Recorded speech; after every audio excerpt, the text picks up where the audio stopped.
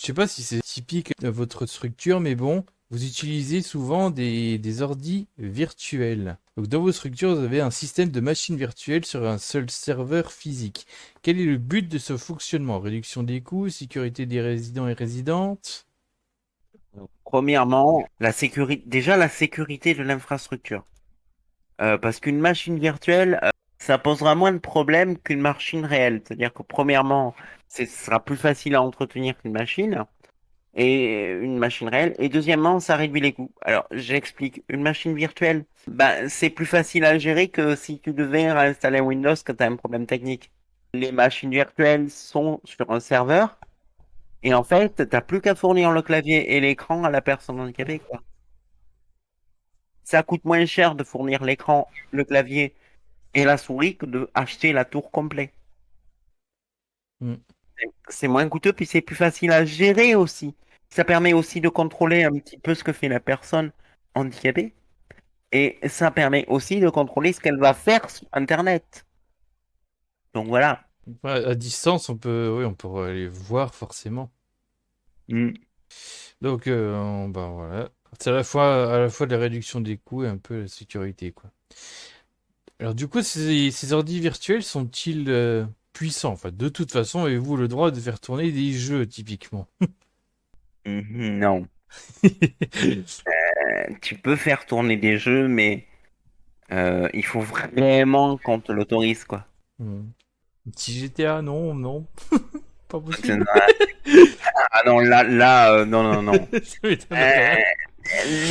les jeux qu'on t'autorise sur ce genre de structure sont des jeux souvent qui sont liés à l'évolution de l'handicap. C'est-à-dire que si ça apporte rien, c'est pas la peine de chercher, tu l'auras pas.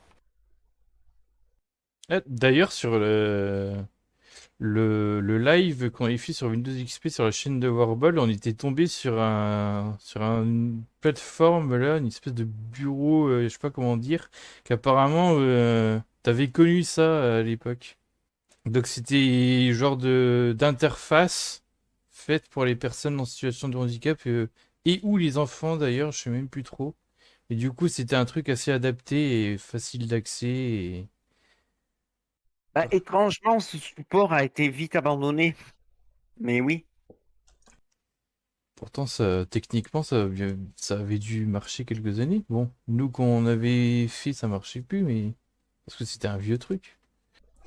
Alors, cependant, il y a des structures où t'as quand même le droit d'avoir un ordi dans ta chambre ou pas? Oui. Moi, j'en avais, Voilà, toi, c'était ton cas. oui.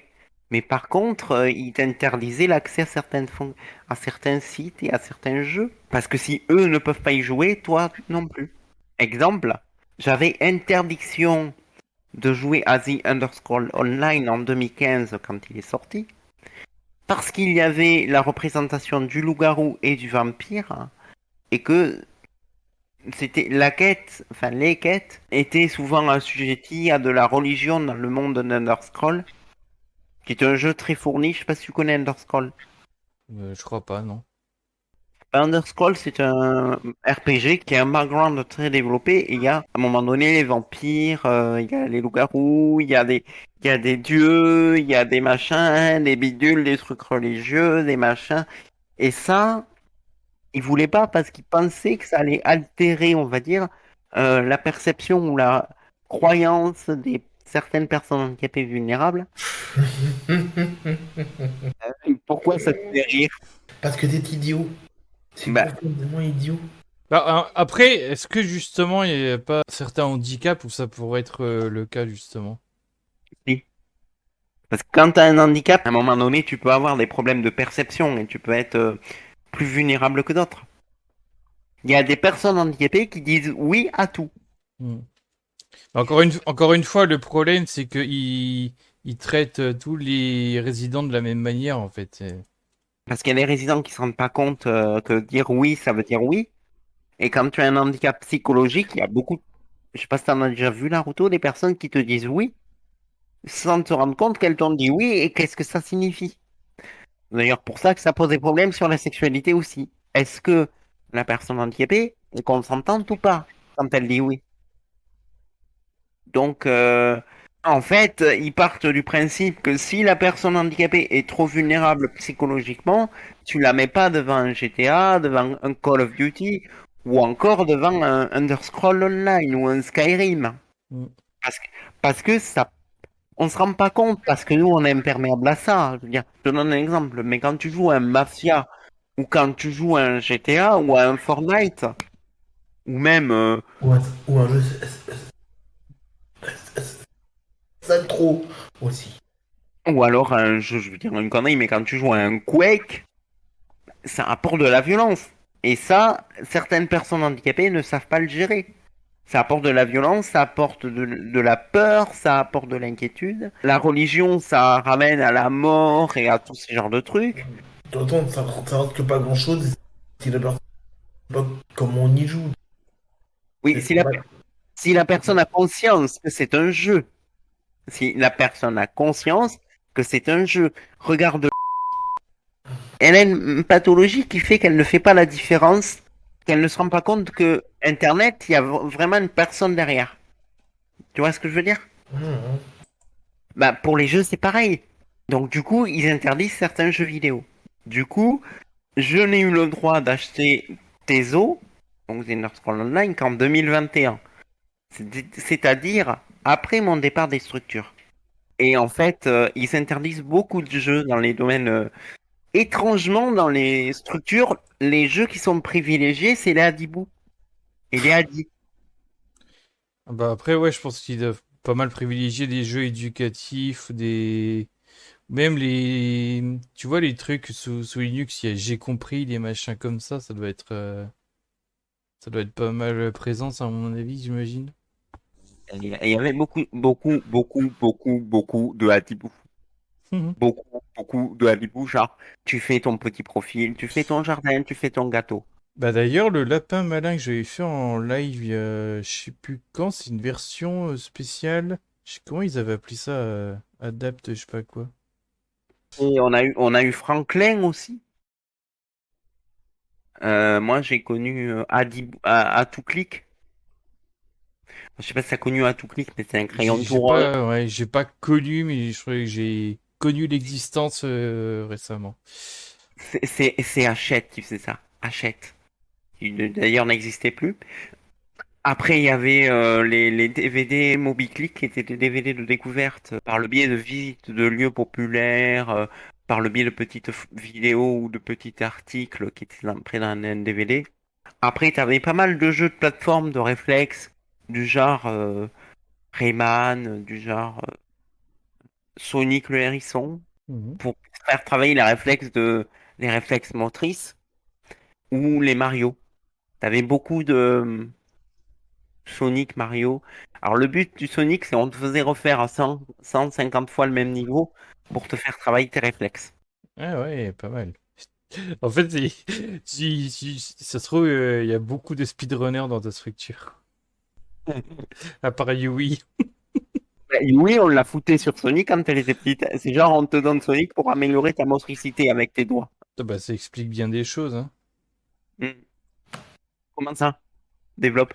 Bah, et que voir quand ils jouent même à des fangames, qu'elle y joue pour la première fois, vlan. Ouais.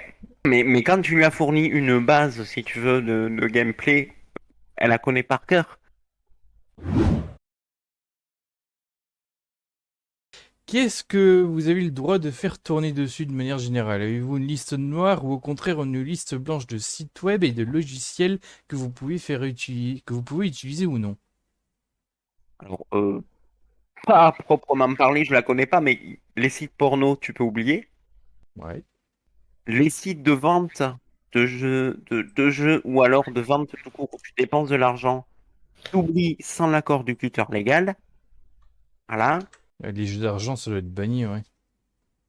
Les jeux d'argent, c'est banni. Les acheter des jeux ou des choses sur Internet, tout dépend de ton tuteur, qui te l'autorise ou pas.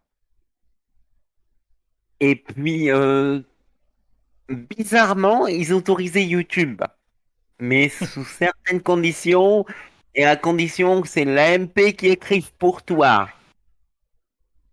Alors la première condition, c'est que tu mets jamais ton nom et prénom dans YouTube. Tu mets toujours le nom d'un autre établissement. En tout cas, tu devais mettre toujours le nom d'un personnage de manga. Et tu devais avoir l'avatar qui correspond au nom du personnage ou qui est proche du personnage. En même temps, quand tu vois YouTube, tu te demandes si, un peu à la manière de YouTube Kids, si tu devrais pas y avoir un YouTube adapté, parce que... Ben, disons que YouTube a un peu rien à foutre en fait. Ça... Sinon, les vidéos dramas, comme on en a eu chez certains qui font des vidéos anti quelque chose, ou preuve qu'un tel fait ça, preuve que celui fait ça, ou alors celui-là il va se suicider, ben ce genre de vidéo ça passerait pas quoi. Mais à forcer de constater que YouTube en a un peu rien à foutre de savoir ce qui se passe sur YouTube une fois que tu as lâché les personnes handicapées. Surtout qu'en plus c'est pas les personnes handicapées qui s'expriment, mais leur tuteur légal qui s'exprime pour eux et il suffit que le tuteur légal il est indifférent avec la personne handicapée pour qu'elle puisse que le tuteur il soit un peu con pour qu'il fasse n'importe quoi. Ce qui est arrivé à la jeune dont on parlait tout à l'heure. Mm. Et il y en a qui se sont pas privés sous prétexte qu'on ne peut pas prouver que c'est une personne handicapée. Bref. Ok, donc bon, est-ce que Naruto t'aura envie de rajouter un truc ou est-ce qu'on passe à la partie suivante? Mais je pense qu'on peut passer à la partie suivante. Ok. Moi j'ai oublié de préciser un truc sur l'informatique. C'est que principalement aux personnes handicapées, quand on leur fournissait la machine virtuelle, c'était très souvent, pour des raisons de coût, un Linux. Ben ouais, Mm. Linux est gratuit. Donc, Mm. alors, ils avaient soit Ubuntu, soit Fedora, soit plus récemment, ils ont Rocky Linux. Quand ils sont dans le domaine du travail, parce que oui, il y a le travail pour les personnes handicapées, notamment dans le domaine informatique, eh ben, dis-toi que dans le milieu, aujourd'hui, ils utilisent Rocky Linux ou Alma Linux. Pour la simple et bonne raison que Linux est bien plus sûr que Windows au niveau sécurité. Et ils veulent pas prendre de risques avec les personnes handicapées. Tu me diras, c'est logique. Mm. Après, oui, forcément, ça devait être varié vu que si d'un côté t'as Linux, mais d'un autre côté tu lui fais jouer à Dwood, il va y avoir du Windows aussi. Ouais. Mais après, Adibou, c'est dans les structures pour jeunes adolescents et jeunes adultes. Quand t'es adulte, t'as plus Adibou, t'as des trucs éducatifs. Mais en fait, le problème, c'est que quand t'es adulte, t'as plus, t'as un atelier informatique avec une salle informatique. Et en général, ils font en sorte d'être à côté de toi. Mm. Surtout si tu utilises Windows. N'est-ce pas, Naruto? Mhm, tout à fait. Ça m'étonne pas parce que bon, quand je vois. J'ai été dans une association qui, en gros, donnait des cours d'informatique et moi, je voyais les ordi des gens, ils se retrouvaient avec des virus ou des logiciels de pub ou je sais pas trop quoi. Tu te demandais comment, toujours, mais plusieurs fois, j'ai dû passer derrière avec ADW Cleaner, donc. Ben, c'est justement pour ces raisons-là qu'ils veulent pas que les personnes handicapées utilisent Windows Ah ouais. seules. Parce qu'un virus, ça peut exposer ta vie privée. Et la première chose qu'ils ne veulent pas, pour des raisons pénales, c'est qu'on affiche ton nom et prénom. Exemple, il y en a un qui s'est amusé récemment à afficher mon nom et prénom. Mais je peux te promettre que celui-là, il va prendre cher. Parce que, disons qu'ils laisseront pas passer pour les personnes vulnérables. Je peux te garantir que si jamais il y en a un qui s'amuse à ça, le tuteur, il déconne plus là. Hein. Il peut partir en courant, le mec. N'est-ce pas, Naruto? Au niveau de Ça- l'identité. Ah oui, oui, ça, c'est tout ce qu'il y a de plus illégal. Et c'est surtout ce qu'il y a de plus contrôlé pour les personnes handicapées. De toute façon, c'est pas étonnant vu que le tuteur est légalement responsable, donc justement. Ben, ben, le mec, là, il va prendre. S'il se fait pas sanctionner par le juge des tutelles ou par une autorité juridique et qui prend pas une amende avec des frais de dossier à payer, c'est qu'il a la chance. Mais il y a bien plus de chances qu'il lui tombe dessus, quoi. Et c'est d'ailleurs pour ça que si jamais vous avez la mauvaise idée d'aller euh, profiter de la situation parce que soi-disant la personne est handicapée ou autre. Alors si elle vous... Déjà, sachez un truc, si une personne vous dit je suis en situation de handicap, en général, quand c'est vrai, vous le voyez, puisque la façon d'écrire de la personne handicapée, on va dire, est très mécanique, très robotique. Ça se voit, beaucoup de similitudes, hein, dans la façon d'écrire entre la façon d'écrire de Naruto, de celle de Yui ou la mienne, t'as beaucoup de ressemblances en fait. De par le fait qu'on utilise un outil pour le faire, Mm. qui est Google Traduction. Enfin, la reconnaissance Google, quoi. Mais du coup, effectivement, si vous amusez à vous en prendre à une personne handicapée sur Internet, vous prenez cher. Donc, du coup, qui prend cher? Déjà le tuteur, parce qu'il n'a pas fait son taf. Et ensuite, la personne qui attaque, parce qu'elle n'a pas attaqué. Et donc, ben, là, c'est... au moins, quand tu t'en prends à une personne handicapée, je crois que ça tourne autour des 20 000 euros d'amende. Peut-être un peu moins. Mais, mais je vais vous donner un exemple. Il y a quelques temps, on m'a dit mais que le fils de, non, que le fils aîné d'une des nièces à mon tonton, il a fini en prison avec deux de ses potes. Bon, parce que tous les trois, ces bandes de gros bâtards, ils, ils ont violé une jeune fille en situation de handicap. Alors, par défaut, quand tu violes quelqu'un, tu finis au trou. Déjà. Je pense que beaucoup de femmes ne seraient pas d'accord avec cette affirmation, mais dans la pratique, je veux dire. Quand c'est avéré qu'il y a eu un viol, que c'est prouvé, C'est tout le problème. voilà.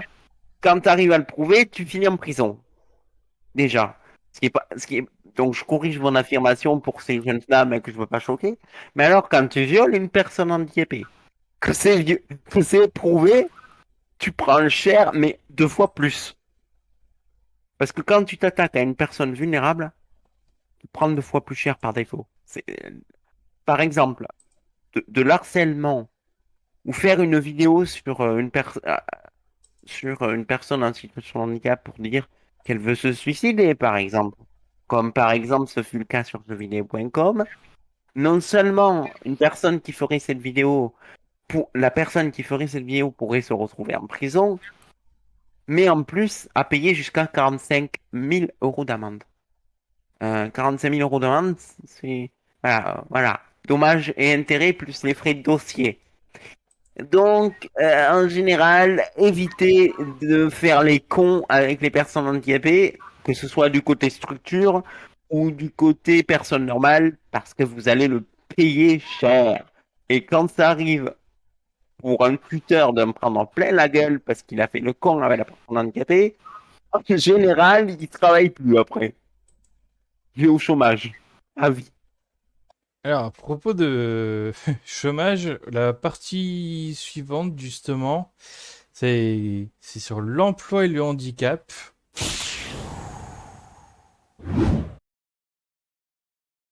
On avait pareil un peu déjà abordé. Donc, on ne va pas prétendre être juriste, mais pouvez-vous nous parler un peu des lois sur le travail des personnes en situation de handicap? Et est-ce qu'elles sont globalement respectées? Pas du tout, non. Question naïve, bien sûr. Je dirais que moi, connaissant le milieu, ça dépend dans quel milieu tu te places, hein. Où Ah, tu te je sais places, pas totalement, je pense. dans quel milieu de travail tu te places, parce qu'il existe le travail milieu protégé, donc les CAT. Là, Naruto a raison. Par contre, si tu es embauché par un patron dans la vie courante en tant que personne handicapée, le patron, il a tout intérêt à faire attention à toi et surtout à la raison pour laquelle il te vire. Sinon, il prend sévère. Par contre, dans les CAT, donc dans les centres d'aide par le travail, travail pas, les ESAT, quoi. Donc, ce sont des établissements où il n'y a que des personnes handicapées qui vont travailler. C'est souvent du travail à la chaîne.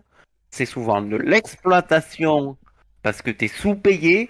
Et souvent, les lois ne sont pas respectées, comme le disait Naruto. Voilà. Dans le milieu de handicap, il y a deux types d'emplois. Il y a l'emploi dans les ESAT et dans les structures, justement. Et justement, les ESAT sont gérés par les associations dont on parlait tout à l'heure, comme AZI, APF, etc., qui sont ces mêmes associations qui gèrent les établissements. Donc, quand c'est ces associations-là qui gèrent le monde de l'emploi, c'est n'importe quoi, c'est-à-dire que les lois fuck, voilà. Par contre, quand c'est un employeur qui ne fait pas partie de ces associations, qui donc est soumis au code du travail, là par contre, c'est pas la même histoire. Et à contrario, il y a aussi les patrons qui veulent pas adapter le poste pour la personne handicapée et qui préfèrent payer un impôt supplémentaire plutôt que d'embaucher la personne handicapée.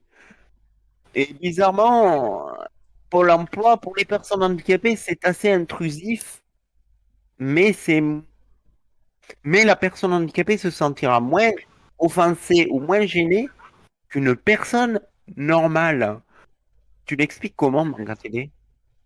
Déjà, je suis même pas. Enfin, évidemment, même si je connais moins les personnes en situation de handicap, je suis malgré tout pas sûr de cette affirmation du fait que bon, il y a plusieurs choses qui fait que parfois Pôle emploi peut être intrusif, y compris avec les personnes valides. Et est-ce que ça choque forcément dans le cas des personnes valides? Pas forcément, je pense. D'une manière générale, tout ce qu'est Pôle emploi est de base assez banalisé et certainement pas assez critiqué à mon goût. Donc, mais du coup, pour les personnes en situation de handicap, bah déjà que les personnes valides n'ont pas forcément un certain recul sur Pôle emploi, sur le monde du travail, sur la société en général, en fait. Histoire de simplifier parce qu'il est 2h23 du matin. Pour les personnes en situation de handicap, qui en plus, dans le cas où elles ont vécu toute leur vie dans des structures, elles connaissent pas autre chose, alors elles croient que c'est normal. T'as fait la même raisonnement que moi. T'as fait le même. Bravo. Et d'ailleurs, Bravo, on pense pareil. tu pourrais faire une partie Cap emploi et mériterais d'en prendre plein la gueule pour certains trucs qui sont dans les formulaires. Je te laisserai regarder, mais c'est vraiment particulier. Tu, tu- tu risques de sauter de ton fauteuil, en fait. Oh oui. Je te, je te préviens, tu risques de pas aimer. Parce que déjà que ce qui était sur Pôle emploi à la base était assez. Bah ouais, déjà t'as vu le pôle malaise de base. Ouais. Oui, c'est pour ça que j'ai ça. Qu'est-ce que vous avez comme droit en particulier lié à l'emploi, au monde du travail, quoi? Et là aussi, sont-ils globalement respectés? Bah, Mais ça dépend, comme on a déjà répondu tout à l'heure, comme dans quoi tu tombes. Si tu tombes dans une structure qui t'embauche en tant que personne handicapée, donc dans un ESAT qui est géré par ces associations-là, type APF, AZI, etc., pas forcément, pas forcément. Ils peuvent très bien ne pas respecter la loi et adapter selon leurs besoins sans se soucier de la loi du travail. Et quand tu travailles dans un milieu professionnel où tu es soumis au code du travail, c'est différent. Parce qu'en fait, en vrai, les personnes handicapées ne connaissent pas forcément leurs droits de base. Puisque dans les structures, on ne te parle pas de tes droits. On ne te les apprend pas ça de c'est base. c'est vrai pour la société en général, ça c'est. Là, on est tous Bah sur ouais. la même enseigne. Mais du coup, le problème, c'est que comme la personne handicapée connaît pas ses droits, elle connaît pas non plus ses recours en cas de viol du droit. Hmm. Et du coup, ben, même si on la respecte pas, ben, elle le verra pas forcément. Surtout qu'en plus, si tu as un handicap, souvent, les personnes qui travaillent dans le milieu de handicap, ce sont des personnes qui n'ont pas d'handicap physique. C'est-à-dire que généralement, les personnes handicapées physiques euh, passent souvent dans le milieu du travail. C'est rare. Souvent, c'est des personnes à handicap mental qu'on recrute parce que elles ont des capacités physiques au maximum et donc elles peuvent être rentables. Elles ont un rendement 100%. En gros, enfin, c'est La conclusion, quand même, c'est les boulots, ce qu'on appelle un peu communément les boulots de merde, on les refile soit aux personnes handicapées, soit aux personnes d'origine étrangère. C'est ça. Et dans les personnes en situation de handicap, on sélectionne les personnes qui n'ont pas d'handicap physique, c'est-à-dire les personnes qui ont des handicaps mentaux, des handicaps qu'on ne voit pas puisque c'est mental.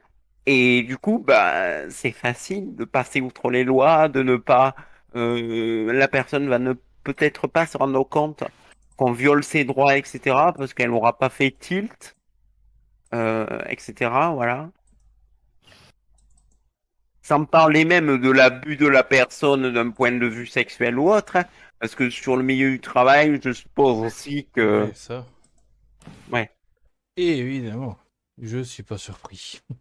Ben, ne serait-ce que quand t'as une pauvre fille qui travaille dans les rayons d'un magasin, si elle a un patron qui est mal placé, il peut par exemple la faire chanter pour qu'elle garde son travail dans le but d'avoir des rapports après derrière. Mm, Hmm. Ben, c'est pareil pour les personnes handicapées. mm. Sauf que pour les personnes handicapées, quand il y a un problème comme ça se sait pas. Parce que la personne handicapée n'aura pas le rêve. Vu que généralement, c'est les personnes handicapées mentales ou handicap qui se voient pas, la personne n'aura pas forcément le réflexe de parler de viol ou d'agression sexuelle Mm. ou Mais même de non-respect. il y a même pas besoin d'avoir un handicap pour ça, malheureusement. Mais ouais, mais c'est plus exacerbé. Ouais, ça doit être encore pire, ouais. Voilà, quand t'as un handicap mental, c'est pire encore.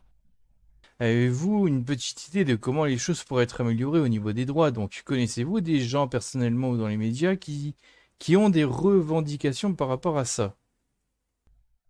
Ben, vous voulez que je vous dise, le premier truc qu'il faudrait respecter, je vais vous dire ce que c'est l'insertion dans la société. C'est tout con, mais il faut arrêter de mettre les personnes handicapées dans la structure sous prétexte qu'elles sont handicapées. Il faut les intégrer dans les écoles courantes. Mais disons que ça, c'est compliqué. Par contre. C'est compliqué, mais ça peut être fait. Si. Il faut... Et pour une fois, et je déteste cette expression, mais pour une fois, j'aurais envie de dire à l'État, quand on veut, on peut. Du moins, parce que je dis ça, parce que j'en ai moi-même fait les frais étant plus jeune. On m'a mis dans une classe, je crois que c'était en maternelle, et uniquement parce que la maîtresse, elle savait pas quoi faire de moi. Au final, on m'a mis dans une structure avec d'autres enfants handicapés. Ouais. Moi, j'ai été mis en structure parce que j'avais un trop gros décalage et parce qu'on m'avait fait miroiter que je m'en sortirais mieux si j'allais en structure. Hypocrisie. Non, mais après, par contre, l'intégration sociale, le fait que bah, une personne handicapée, il faut des... Tout bête, hein. Même pour les personnes âgées, arrêtez de mettre des escaliers à tout va, arrêtez de faire des trottoirs avec des bordures énormes, arrêtez de dire que équiper une ville pour des personnes handicapées, ça coûte trop cher, parce que putain de bordel de merde, ce qui coûte vraiment cher, c'est entretenir l'édite structure et leur fonctionnement d'usine à gaz, ça oui, ça coûte cher. Même si parfois, et même parfois, ces structures ne sont pas justifiées dans le sens où elles ne sont même plus aux normes de sécurité. Parce qu'encore une fois, encore faut-il que la structure respecte les normes de sécurité en vigueur et qu'elle ait les moyens de faire les travaux, quoi. Parce que ça aussi, des fois, ça arrive que t'aies pas les moyens financiers pour faire des travaux. Donc, qu'est-ce qui a amélioré? L'intégration globale, je dirais, de la personne. Pourquoi est-ce que c'est si compliqué pour une personne handicapée de trouver un appartement PMR? Parce que moi, je peux te promettre que quand j'ai fait ma recherche d'appartement, j'ai certes trouvé un appartement qui me correspond, parce que je peux y entrer, je peux y vivre. Mais c'est à la base, c'est pas un appartement PMR. Donc PMR, ça veut dire quoi, ça? C'est un appartement adapté pour les personnes handicapées. Mais moi, pour trouver l'appartement dans lequel je suis aujourd'hui, j'ai mis 1 an. Et ben moi, j'en ai pas trouvé, parce qu'il y a certains appartements qui sont dits Et en PMR. plus, le dit appartement, quand j'ai fini par le trouver, il était soi-disant pour des personnes handicapées, et au final, c'était pas du tout le cas. J'ai eu le même problème. Moi, j'ai soi-disant des appartements PMR, donc adaptés pour des personnes à mobilité réduite, d'où l'expression PMR, personne mobilité réduite. Ben, ils se disaient PMR, mais c'est parce qu'ils étaient en rez-de-chaussée, c'est tout. Il n'y avait pas d'aménagement quelconque, il n'y avait rien, quoi. Et vas-y, démerde-toi avec un petit appartement dans lequel tu fais à peine rouler ton fauteuil, quoi. Ouais, rien que ça.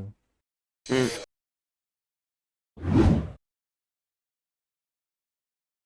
On a travaillisé, moi, Pôle emploi, et puis même ici, un petit peu, voilà.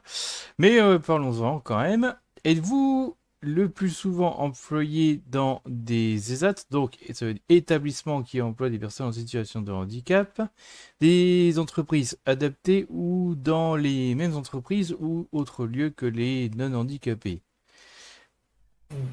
Mais moi, je pense que ça peut être varié. Ça peut varier maintenant au niveau rareté. Tu as plus de chances d'être embauché dans un ESAT, dans l'association qui gère ta structure de base, parce qu'ils préfèrent garder un œil sur toi, honnêtement, et parce que tu leur apportes du fric, puisque tu produis quelque chose que tu vas vendre, tu rapportes de l'argent. Ils préfèrent ça à te mettre dans une entreprise qui va devoir adapter un poste, parce que souvent l'entreprise qui adapte un poste est obligée de dépenser de l'argent pour ça. Et en général, ils n'ont pas trop envie, quoi. Ils préfèrent faire des profits. C'est Ouais. con à dire, mais Pour préciser, j'avais mis dans les notes, ESAT veut dire établissement et service d'aide par le travail. Aide par le travail, déjà, ça me trigger. Ce sont des lieux qui sont faits pour donner un travail exclusivement aux personnes en situation de handicap. Avant 2005, on appelait ça des centres d'aide par le travail. Donc quand vous dites CAT, en fait, officiellement, c'est un ancien nom. Les entreprises adaptées n'emploient pas 100%, mais 80% des travailleuses en situation de handicap. Alors justement, bon, pareil, vous en avez déjà un peu parlé, mais que pensez-vous des ESAT et des entreprises adaptées, justement? les entreprises adaptées, bah, je sais pas parce que ça dépend de l'entreprise. Et c'est rare, donc j'ai pas de retour. Par contre, les ESAT, c'est limite de l'exploitation. En gros, tu fais travailler la chaîne. Bah ouais, c'est très vraiment ce côté main-d'œuvre physique très Et en plus, t'es sous-payé, c'est-à-dire que ouais. ton salaire est moins important si tu travailles en ESAT que si tu ne travailles pas et que tu touches l'allocation adulte handicapé avec les APL. Et du coup, les horaires de travail, nombre d'heures par jour, ça donne quoi à peu près? C'est les horaires adaptés. Ouais, enfin du coup, ouais, c'est sûr, c'est pas toute la journée. Si, tu peux. Il y a des gens qui font Ah, toute c'est la peu. journée. C'est faisable. Mais en vrai, ils adaptent à la pathologie.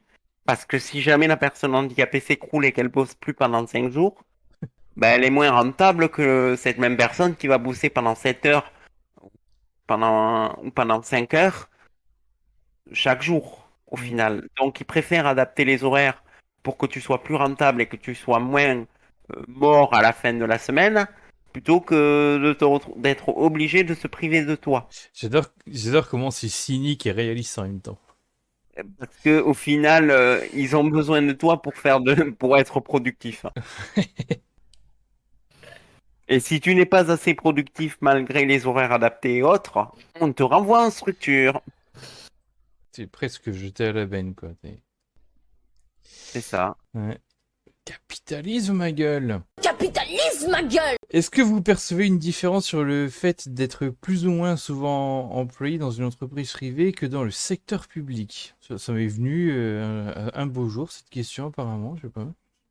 Secteur privé, c'est souvent des entreprises privées qui font ça. Donc, je pense qu'il y en a, mais je les connais pas.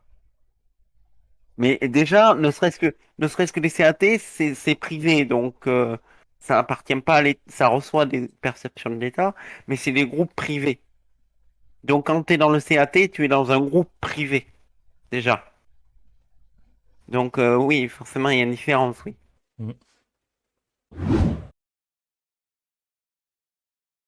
Alors, percevez-vous assez avec vos salaires et autres revenus? Bon, on connaît un peu la réponse pour subvenir convenablement à vos besoins. Mais du coup, ben, on le sait, t'es moins payé que si tu travaillais pas. Et puis surtout, même moi aujourd'hui, avec 1024 euros, allez, 1040 euros, je survis. C'est-à-dire que je paye mon loyer, je paye mes intervenants, et j'ai de la chance si j'arrive à avoir 50 euros sur le compte en positif. Il m'est déjà arrivé de me retrouver dans le négatif. Bien évidemment, j'ai une certaine somme sur le compte, donc j'étais pas à découvert. Mais ça m'arrive souvent de me retrouver en négatif parce que tu paies la bouffe, tu paies l'électricité, tu paies l'eau, le gaz, qui a explosé le gaz, qui a littéralement... Merci la guerre en Ukraine, euh, merci Poutine, voilà. Et puis, étrangement, les personnes en structure gagnent plus facilement de l'argent.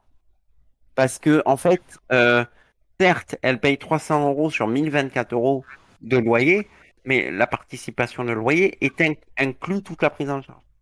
Tandis qu'une personne en appartement va payer, par exemple, 200 euros de loyer, 180 euros d'électricité et 100 euros de course. Donc, au final, tu payes plus cher quand tu as un appart.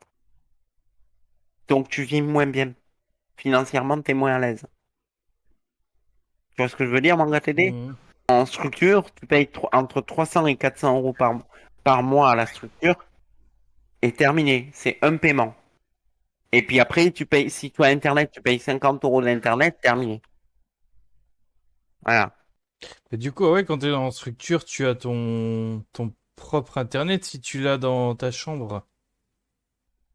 Tu peux avoir ton propre Internet, mais en général, ils le font pas, quoi. Tu payes Internet, mais... comment expliquer? Tu payes Internet, mais c'est l'Internet de la structure, en fait. Ouais. Eux, ils te fournissent le Wi-Fi ou je sais pas quoi, et ils te font payer une participation. Et en général, ça tourne autour de 40, 50 euros. Bah putain, c'est le forfait pour un particulier. Ben, ils se privent pas parce qu'ils peuvent récupérer de l'argent dessus, quoi. Ah, vache. Si tu fournis la Wi-Fi ou à tout un groupe de personnes ou même qui a fait canal satellite dans toutes les chambres, mais enfin dans un établissement que j'ai visité. Mais en fait, le canal satellite, ils répartissent le tarif sur 30 et ils te font payer un petit. C'est-à-dire que si par exemple tu as 30 personnes qui regardent canal satellite et que ton canal satellite il te coûte 30 euros par mois, bah tu divises 30 par 30, ce qui fait 1 euro par résident. Il y a les 1 euro plus une certaine somme de 3-4 euros de plus qui récupère pour récupérer un peu d'argent. Ça fait que tu payes 3 euros de canal, 4 euros de canal satellite, alors qu'à la base, le forfait est à 30 euros pour, pour l'établissement. Ce qui fait que toi, tu payes 3-4 euros. Sur 30 résidents, ça fait 4 fois, 4 fois 30, tu fais le calcul, Manga TD, ça fait combien par mois? Oula, alors, c'est parti, la Tu calculatrice. fais le petit calcul. 4 fois 30, 120. D'accord. L'établissement récupère 120 euros. D'accord? Surtout les résidents qui payent 4 euros pour canal satellite tous les mois, en plus du loyer. Mais du coup, l'internet, là, eux, dans la structure, ils le payaient combien par mois? Par exemple, pour canal satellite, ils payent 30 euros par mois la structure et ils récupèrent 140. Donc ça veut dire qu'ils récupèrent plus que ce qu'ils payent comme abonnement. On est d'accord? Hmm. Ben pour Internet, c'est pareil. Internet, c'est 3 euros le Wi-Fi. Allez, une facture Internet par mois, c'est entre 39 et 40 euros. D'accord? Si t'es chez Free, c'est entre 29 et 55 euros si t'es chez Orange. C'est dans ces fourchettes-là, non? Entre 30 et 50 euros à peu près. Sachant que le prix d'Internet varie en fonction de l'opérateur. Ouais, de l'opérateur, ADSL ou fibre, pas mal de choses. Voilà, donc ils prennent une box ADSL ou fibre, hein.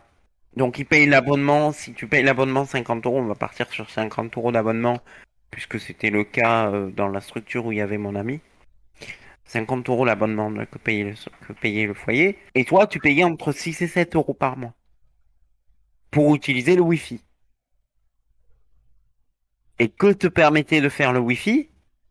Accéder aux machines virtuelles qui étaient fournies par l'établissement. Et encore une fois, la machine virtuelle qui est sur le serveur, tu la payes. C'est pas gratuit. Donc la machine virtuelle, ça coûtait 15 euros par mois. Ah, ils arrivent vraiment à tout rentabiliser, hein. Ouais. Est-ce que vous payez des impôts quand vous vivez dans des structures, à part la fameuse TVA? Non, on n'est pas imposable, mais ils récupèrent de l'argent quand même sur notre cul.